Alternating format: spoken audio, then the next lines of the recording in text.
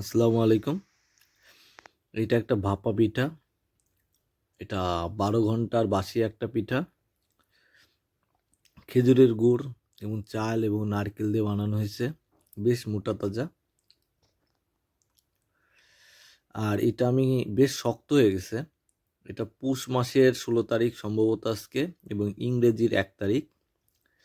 আমার মা আমার জন্য এটা বানাইছে। এটা আমাদের গ্রামের, খুব গ্রাম এবং শহর সব জায়গাটায় চলে, কিন্তু গ্রামের মানুষ এরকম কেক খায় না। আমাদের এরকম পিঠা বা উৎসবের জন্য এটা খুবই, আমরা যারা একটু মফস্বল গ্রামগুলোতে থাকি বা শহরই বলি। আর এটা হলো আপনার গরুর দুধ। বোঝা যাচ্ছে কিনা জানি না, এই দেখেন এটা যে স্বর, এটা দিয়ে আমরা যেভাবে খাচ্ছি, আমার ছোট ভাই আমি সবাই খুবই ভালোভাবে খাওয়ার ভিডিওটা করলাম না যে কিভাবে খাচ্ছি। অ্যাকচুয়ালি গুড়টা বলা যায় 2 নম্বর 3 নম্বর না, চিনি মেশানো আছে গুড়তে। আর এই আপনার এটা পাটালি দিয়ে করা, খেজুরের পাটালি।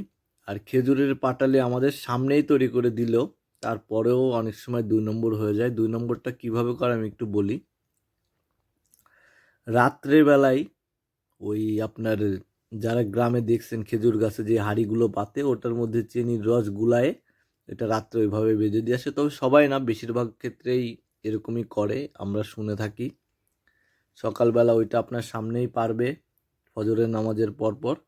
তারপরে এটা জ্বালায় আপনাকে গুড় বানায় দিবে, কিন্তু এটা তো পূর্বেই ওই রসের সাথে চিনি মিশানো, এটা পানি দেওয়া রস এভাবে। আর আপনি খাইতে যদি চান ওই রসটা, আপনাকে বলবো যে এই পাতিল না এই পাতিল থেকে খান, যেটা অরিজিনাল ওইটার থেকে দেওয়ার চেষ্টা করে ওরা রসের জন্য।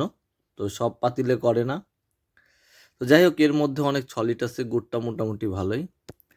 আর সবাই ভালো থাকবেন, সুস্থ থাকবেন। আর আমাদের ভিডিও যারা প্রথমবারের মতো দেখছেন, এখনও সাবস্ক্রাইব করেননি, কাইন্ডলি সবাই সাবস্ক্রাইব করবেন।